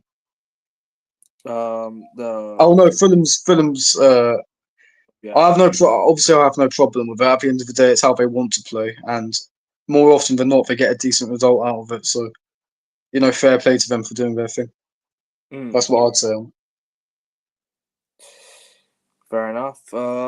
Next game we're gonna move on to is. Let me have a look real quick. Didn't watch the Villa Palace game. Didn't watch the Forest West Ham game. Leeds Newcastle. Give me a second. Very entertaining, as King was saying. Spurs losing 1-0, actually. I forgot to talk about that one. Spurs losing 1-0 to Bournemouth. I was watching the United game, so I couldn't really pay attention to the Spurs game. But the fact that I found out that they lost is like, bro, how do Spurs go from beating Man City, beating Burnley 3-0, having 6 points out of 9, and ended up losing at home to Bournemouth 1-0? Are Spurs just not it now? Are Spurs just crumbling apart now? Have they landed back down to planet Earth? Because they were on top of the world after those 2 wins. I can't lie, Tottenham. There was talk about Tottenham doing this, Tottenham doing that. Now they just lost to Bournemouth. What's going to happen now? 1-0 Bournemouth. What are you saying about this game, bro? Yeah, quick clarification. That my PFP is Arteta photoshopped onto Bin Laden. It's not Osama Bin Laden. Don't worry. I just want to clarify that for the cheap seats in the back. But True, they did. regarding this game, I mean, I wasn't surprised at all. I mean, this is Tottenham in a nutshell, really. And I know it's rich coming from an Arsenal fan, but It's okay. I mean, like, how many times have we had a Tottenham manager have a brilliant start to the campaign? Like, I keep saying this each and every stream, but Nuno in 21-22, Conte in 22-23, Ange Postecoglou 23-24. You know, more points than the Invincibles at one stage. Jose Mourinho title charge that lasted until December in 2021. Like, Tottenham notoriously have a brilliant, so quote unquote beginner's luck patch with their new manager before it gets a bit Spursy towards the end. And I mean, this was no different. I mean, I wouldn't say I expected Bournemouth to win, but I was not surprised at all that they won. They completely battered Spurs. I think they could have been 3-4-0 up inside 15 minutes. I mean, Tottenham were in absolute shambles. I mean, Akervin, I don't really know what to say. I don't find it surprising in the slightest. We know Iraola's a fantastic manager. Bournemouth have got 2 1-0 wins under their belt now to start off the season after coming back from 2-0 down at Anfield before conceding 2 late goals. They've had a brilliant start. They've lost 3/4 of their back line, but they've replaced them adequately from what we've seen so far with 2 clean sheets out of 3. Yeah. I mean, what's his name? Truffaut? He's been a fantastic replacement for Kirkes, in my opinion. I know it's only game week 3 and I don't want to make judgments too early, but he looks better than Kirkes has been for Liverpool so far, in my opinion. I don't want to offend any Liverpool fans in chat, but that's my opinion. What's his name again? It is Truffaut, isn't it? Truffaut, I think.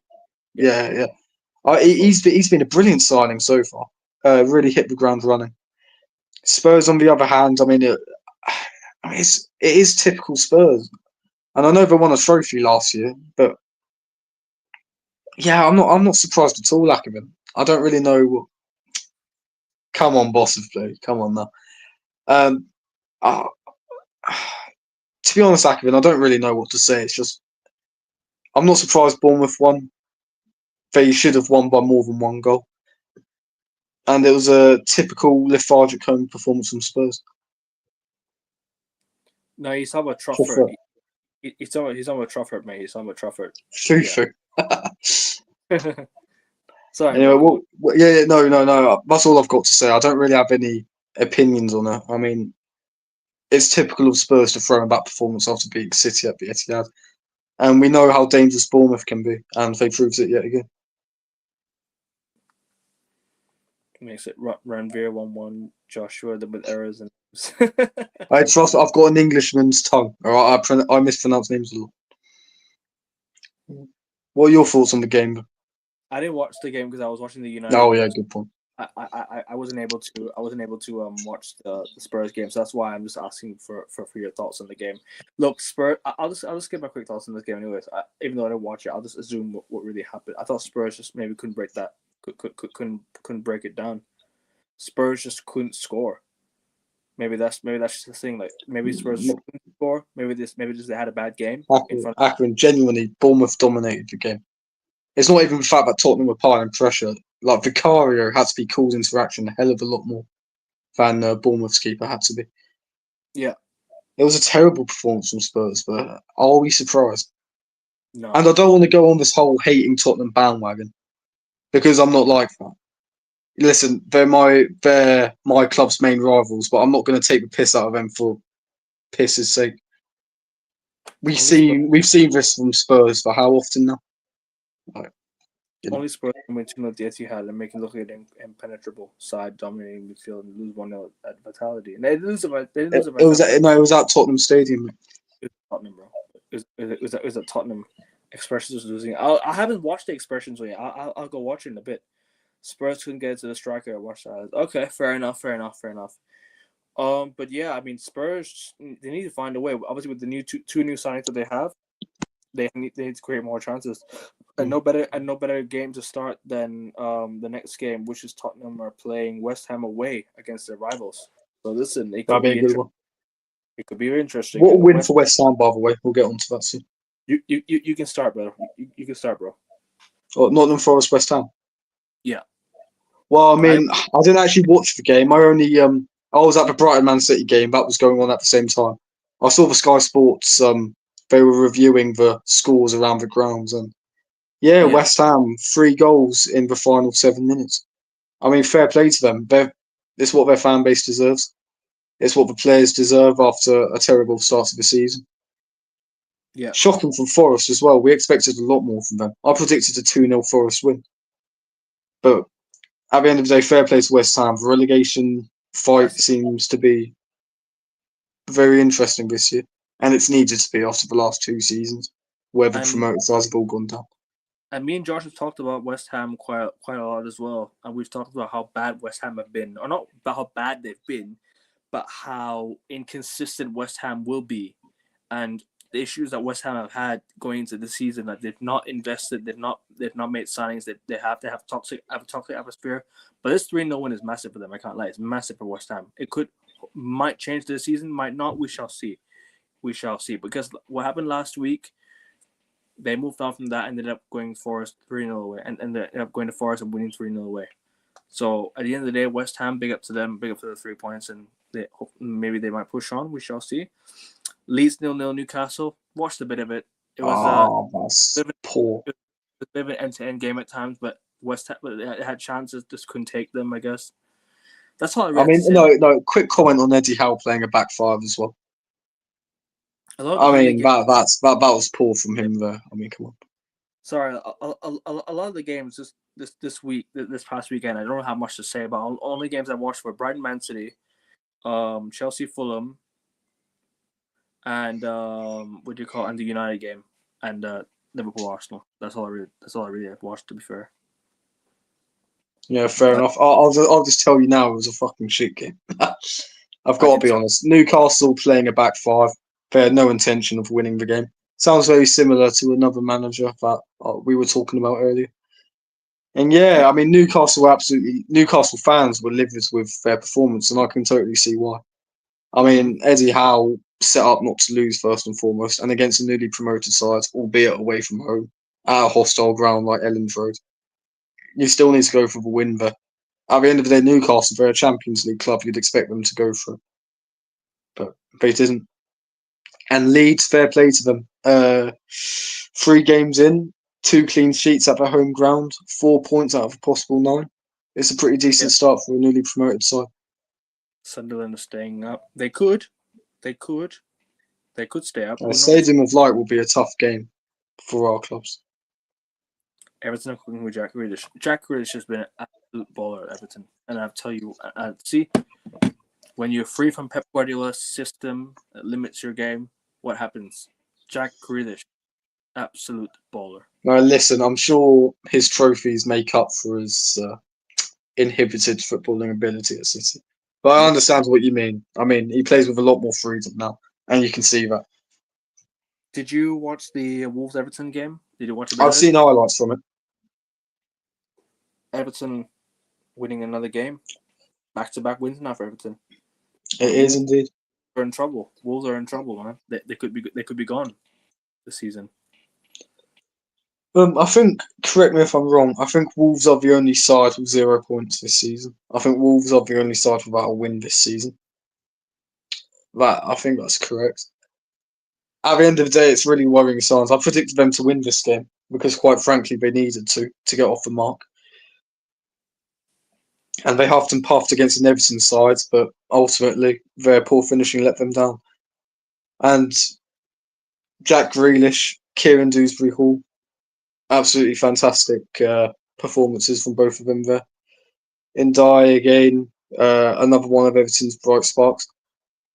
I was very hopeful for Everton this season. I predicted them to finish in around 8th, 9th position because I feel under David Moyes they will be a consistent threat to every side in the league. And at the end of the day, 3 games in, 6 points out of a possible 9. They only lost their opening game due to a penalty decision. But you could argue was a bit harsh. James Tarkowski's handball at Elland Road. At the end of the day, clinical performance from the Toffees. And yeah, worrying signs for Wolves, but brilliant signs for Everton. Fair play to them. Renvir, to be fair with you, bro, I Yeah. What's the problem with Wolves, Ran? Come on. I used to like Wolves when they first came up. I thought Wolves when they first came up to the Prem again, they had such a likable team. All the Portuguese players in that team was so like, you just couldn't hate it. They were balling out, man. Moutinho, you had rest in peace Diogo Jota, you had Rui Patricio, you had all these good players in that team. You even had who was the striker again? Raul Jimenez? Jimenez. Bro, they were balling out, man. And then I remember they beat Liverpool Anfield as well in the FA Cup in 2016, 17. Yes, But did. they were balling out that season, man. Wolves. I can't lie to you. Wolves, they should be. They sold a lot of their players and they rebuilt so many times, man. Nuno was a good manager. He was a very good manager. So listen, big up to Wolves. Big up to Wolves, man. They really, really did well for themselves over the years, but I think it's time to go straight back down to the Championship. I just don't think the squad is good enough, bro. They've not invested over the years. They've not done much to the squad. They've just added a few players here and there. Sarabia was one of the only noticeable signings, and then added some young players, but not really to the extent that you think that they're going to ball out at Wolves. This is sorry. No, sorry. Go No, on. no, sorry. Quick thing. This is what annoys me about Wolves. You sell all your best players, and you don't replace them adequately. I mean, you're only going one way if that's the case. You're going down eventually. If not this season or next season, then it's the one after that. For me, they've kind of sealed their fate at this rate. They were lucky not to go down last year because the 3 promoted sides were so shit. Yeah. Like, they needed to step up big time this transfer window to assure their survival and push on from there, but they haven't. How could I forget about Vitinha? How could I forget about Vitinha at PSG? Bro, Vitinha is one of the best midfielders in the world right now at PSG. This is insane. Wolves have let go of so many good players. It's insane. If we go through a lineup, of Wolves players that have sold over the years, bro, I could go on and on. You know what I mean? Pedro Neto, even top player. Cunha, Ait Nuri. Bloody hell. Insane, isn't it? Sorry, bro. Continue what you're saying, mate. Continue. No. That's all I had to say. It's just Wolves seem to be sleepwalking their way towards a relegation. Listen, I know this is only game week 3, but in terms of their transfer activity down the years, not replacing their best players with adequate replacements, it does seem like the writing may be on the wall for them. Shout out to Sobo for keeping playing that position at right back. No, we ain't shouting out Liverpool players, bro. Hey. Akervin hates Liverpool. I have time for Liverpool. I'll praise Liverpool while he stays quiet. Don't worry. Shout out to Villa too. Fastest fall in world history. Bruv, leave my beloved Aston Villa alone. Leave my beloved Aston Villa alone. We're the best team in Birmingham, bruv. You know what I mean? We're the best team in Brummie. Birmingham City had just been knocked out of the League Cup. Hold that. I should hate Birmingham, to be fair. Mateus Nunes for playing basketball. Mateus Nunes he was a good player. But Pep system again. See? Mateus Nunes was a good player. Pep system yet again ruining another player. Well, I mean, placing him at right back is certainly a decision from him. Criminal, bro. It's criminal. Biggest club in the West Midlands is Villa. Easily. 100%. There's not much of a debate, to be fair. 100%. Not even a debate, bro. Shout out and Mbeumo becoming a shout for best player in the squad. I hear it, bro. Sunderland is staying up. No, I love it. No, I love the guy expression. He was losing it, but missing out, bro. I'll go watch it. Don't worry, I'll go watch it. City rumored to buy Trent in January for 65 million. It's not gonna happen, bro. It's not gonna happen. Real Madrid are gonna keep him. They're gonna keep him. Pep system where he doesn't have any IQ. What does that mean?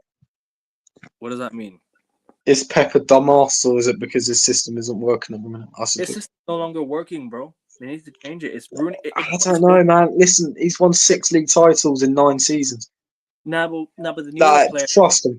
The newer players are struggling to adapt to the new system. You know what I mean? When he bought Mateus Nunes, they were no longer on the trajectory of that anymore. Well, I think we said Akervin, like, the signs were there since they brought Haaland and Alvarez. Their transfer windows have been really poor. Yeah. I mean, you look at they went on a massive spending spree in January, about £300 million or something crazy like that. Yeah. Majority of those players have gone out on loan since, if I'm not wrong.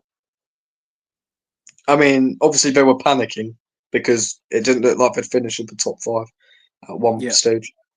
I mean, like City's transfer windows have been poor for a long time, and last season was the result of that. This season, listen, they're getting Donnarumma in. They've brought Cherky, they've brought Rangers. Listen, only game week 3. I reckon they'll bounce back soon. They bought players just for the Club World Cup, like Cherky and Aït-Nouri being thrown into a big tournament like that with hundreds of millions on the line for in a new club. Has slowed their adaptability. Agreed. Only Reece went on loan. The rest is still there. Reece Nelson. I think it's talking about Reece Nelson. No, I think he's talking about the City signings. Oh, okay. Sorry about that. I don't know who. Victor Reece is. Bear Naipan went on loan as well. Naipan went on loan as well, no? Yeah, Naipan went on loan to Middlesbrough as well. Yes, Naipan went on loan to Middlesbrough. I remember that. Naipan, the new Norwegian signing that they signed. The guy they signed from, what was it? I forgot, from Norwegian club. They signed him, and then they sent him on loan to Middlesbrough. So yeah. That 4-3 loss to Al Hilal was a sucker punch. Oh, it's Victor Reece. Okay, but anyways, we're gonna move on to the next game. Unless you want to add anything more, Josh. No, nothing more on any of that. Sunderland 2-1 Brentford. I didn't watch the game. I can't talk about that game. Granit Xhaka last minute assist. I saw the highlights during the game. I'm talking about the summer transfer window, bro. He's talking about Cherky and Aït-Nouri. I was talking about Naipan from there, bro. Oh, sorry, mate. Sorry. Don't gotta like them, but put respect on ball. Okay. Sorry, bro. Sorry, mate. Sorry. But yeah, I saw the goals slightly. I was watching the United game, still focused on the United game. Couldn't really pay attention to the Sunderland Brentford game. Any other games we missed out on? That's about it, really. Villa, no. We talked about Villa Palace, didn't we, for a bit? Massive Victor. It's pronounced Victor Heist. Okay. Heist. Would you have taken Gallagher? Nope. Gallagher is not good enough for us, bro. Not good enough. For a player what we need, not Gallagher. We need a player like Baleba, bro. Gallagher is not the type of player we need. We need like Baleba. We need like a Gumo signing. You know what I'm trying to say? A player that can as like a box to box, like can actually, you know. I want like a player like an N'Golo Kante type player that is very, very aggressive in the midfield. You know what I mean? Someone of that ilk, but very, very like, but in a way similar to N'Golo Kante. I want a player like of that ilk. You know what I mean? Yeah. When thoughts on Emi Martinez being pursued, I'm pissed. I would have loved Emi Martinez, bro. I can't lie. Emi Martinez and Sene Lamens together. I'm not disappointed. Listen, I'm not disappointed in Sene Lamens. I'm not disappointed that we have him as the new keeper. But I would have loved to have both in, because you know what it is. If you're gonna really get rid of your whole goalkeeping department, you might replace him with 2 new ones. So you bring Emi Martinez, you bring Sene Lamens together. That's great right there. That'll be great business right there. So I still think we need another keeper. We need a right wing back, a left-sided center back, a backup striker maybe, and a midfielder. So we need 5 more new signings still. Next summer we got to go for that. I don't see us doing business in January unless we go and sign someone else in January. But I don't see it, bro. I don't see it. Shout out to the Bruno Autos. Y'all really thought we were going anywhere. We run this club, take that negative nonsense to our. I thought he got Al Hilal, but when Man United emerged, I thought he ended up in Manchester and relationship with Villa soured now. To be fair with you, the Turkish window is still open. Galatasaray won him as a keeper, so yeah. But anyways, next anything more? Any other teams? Villa Palace. Villa Palace. I mean, if Guehi does leave for Liverpool, That was a magnificent way to spell the end. No, Matessa, his significant. It's been Dylan. confirmed since. Oh, Dylan. fair enough. I mean, Matessa's celebration, getting booked for it, pathetic, really. I understand it's in the rules, but it's his signature celebration, and he hasn't been punished many times before for it. Don't know, Yeah. man. Edison But yeah, I mean, Villa, they look a shambles at the minute. But at the end of the day, Unai Emery is a man with pedigree. He'll eventually grind out results with that Villa team and get them back to the top end of the league, I suppose. Like around 8th, 9th, they'll be in and around there by November time. I'm worried of Spurs as well. I can't lie. I didn't watch the Villa Palace game, so I can't really comment on that too much. Apologies. Villa were very poor. I'll go with that. I think maybe Villa's having a rough start to the season. Maybe it's just when the I mean, Europa they haven't League scored a goal yet. when the Europa League comes by, maybe they'll start to hit form because maybe that's what they're looking at this season, the Europa League. Fair enough. I mean, they haven't scored a goal yet this season. And It's looking quite bleak. last but not least, Burnley 3. Nah, kidding. Manchester United 3. Not Burnley 3. Manchester United 3. Burnley 2. 3 points for United. Let's go. It's an offer. I'll go on it real quick and then I'll close out. Look, we should have wrapped this game up in the first half. I thought United should have killed the game off in the first half. I'll be honest with you. Because look at the amount of chances we created for the likes of Ahmad, Xerxes, Sesko. Oh, Sesko didn't start, excuse me. I'm talking about players like Ahmad and Xerxes when he came on. And when we also had chances. Our set pieces, by the way, must I add, our set pieces are looking really good now. I'm actually starting to feel better about our set pieces a little bit. And I know that sounds a bit like Stoke City. No. I think set pieces is important because we hardly score from set pieces. That's the thing. We hardly score from set pieces. So I just think, look, if we can score goals from that's fine. Defending set pieces though is an issue still. Our keeper made an absolute mess of it. You don't take your chances, you get punished, and that's what Burnley did to us in the second half. You don't take your chances, they end up scoring 2 goals. Burnley end up scoring 2 goals, and you having to fight back again twice to get the winner. So fair play to the lads for getting 3 points, and honestly, I'm very happy with 3 points. But listen, we cannot play like this going forward. We cannot have all these chances and not bury them and not go into games like, oh shit, we missed chances. What are we gonna do now? We go into the second half panicking, and then you huff and puff. You can't blow the house down. You get punished. You don't eat dinner. That's it, really.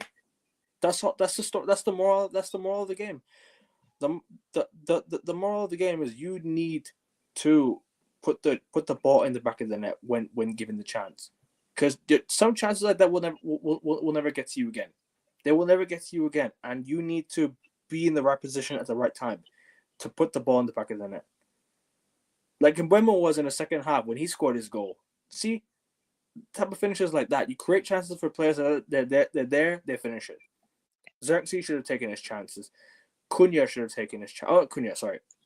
Ahmad, that was a very, very poor miss by Ahmad. Should have buried that chance. Should have been 2-3-0 up in the first half. We should have gone into the first half. Should have gone into halftime, 2-3-0 up, saw the game off, and gone to the second half with confidence to score 2-3 more goals. That's all I could really say, really. We allowed Burnley back into the game by not taking our own chances. So we kind of done ourselves dirty, punished ourselves, and shot ourselves in the foot. So, cool. 3 points, Bruno, penalty. Referee atrocious once again. Mason Mount should have had a free kick. That was not a penalty. Why did you overturn that foul?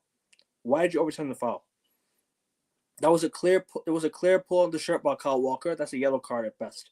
That is a free kick, not a penalty. Yeah, you bring it back for the free kick. Don't know why they checked VAR and said, "Oh, it's a foul on Walker."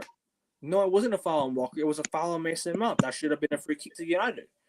And then another one. Joshua Xerxes was tripped in the box for one time in the second half. They didn't check VAR. I think Ahmad one time they got the ball, fair play to him. He got the ball, so that was a good tackle. But and the Ahmad penalty that he got, that was a pull in the shirt, and he was in the box when it happened. So fair play, a penalty. Bruno tucked it away, 3-2, game over. We win the game. The amount of time wasting in that game was mad. But listen, that's all I can really say about the game, bro. I want to know your thoughts on the game as well. I want to know your thoughts on the game. I know you want to say something earlier, and I didn't mean to. Yeah. No, I just wanted to ask you. I watched the Red Army rant pod that you do on your channel. Check it out, by the way, if you haven't already. It's brilliant. I hit the Brilliant, like especially when United lose, but that's between us. Um, I heard Rasta say Amaz dived for the penalty that ultimately won you the game. Like, and you disagreed with it. I want to know why, because I haven't seen anything from the game. I don't usually watch highlights of United winning. You know what I mean? So. It was a clear pull in the shirt, bro. I watched the game. It was a clear pull in the shirt. That was not a dive. Did it start outside the box though? Apparently, a little bit, but more. But the contact was more inside the box. Okay, fair enough. Because he couldn't get the ball while the ball was inside the box. He couldn't get to it. Of course, it's gonna be a foul. Of course, it's gonna be a foul. So yeah, penalty. Rightly so, penalty.